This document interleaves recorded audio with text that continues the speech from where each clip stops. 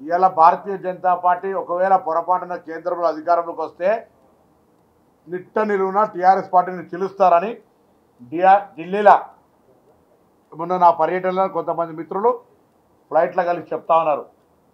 BJP మళ్ళీ పొరపాటున అధికారంలోకి వస్తే టీఆర్ఎస్ పార్టీ 2 వక్కలు అవుతుంది అని చెప్తా ఉన్నారు. మళ్ళా ఓంగా కొత్తగా నేను వింటా ఉన్నా ఇవాళ మా మిత్రుడు తమ్ముడు బీఆర్ఎస్ సాఫ్ చేయాలి, అభివృద్ధి మీరు మేము చేసుకుందాం అంటాడు. నిన్నటిదాకా డబుల్ ఇంజన్ సర్కార్ అన్నారు, 100 సీట్ల డిపాజిట్ రాలే.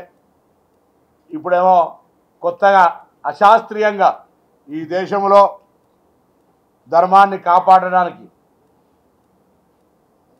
దేశవ్యాప్తంగా 4 జగద్గురువులుంటే 4 పీఠాలుంటే ఎప్పుడు కూడా భగవంతునికి లింగ ప్రతిష్ట ప్రాణ ప్రతిష్ట జరగాలంటే వేద గురువులచే నిర్వహింపబడే ముహూర్తమో వాళ్ళ చేతుల మీద జరగాల్సిన పుణ్య కార్యక్రమాన్నో సమయం కాని సమయంలో పూర్తిగానే అసంపూర్తిగా ఉన్న ఎన్నికల సమయంలో దృష్టి పెట్టుకొని రాముని పేరును మార్కెట్ చేసుకొని ప్రారంభిస్తున్న అంశం మీద జవాబు చెప్పాలి స్థానిక పార్లమెంటు సభ్యుడు.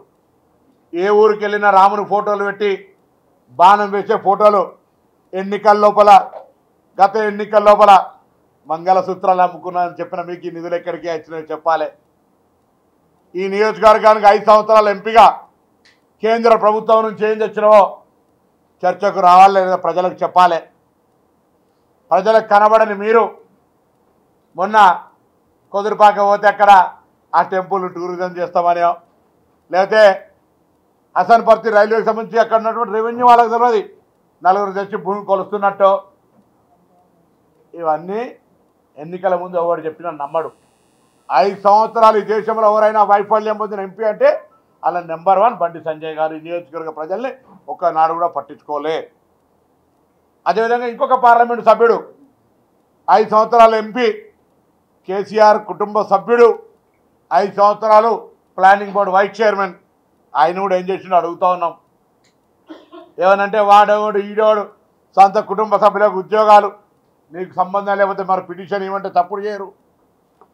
అధికారాన్ని అనుభవించి ప్రజలకు ఏం చేసినామని అడుగుతా ఉన్నాం, చెప్పరు మీరు. ఇది నాటి పరిస్థితి.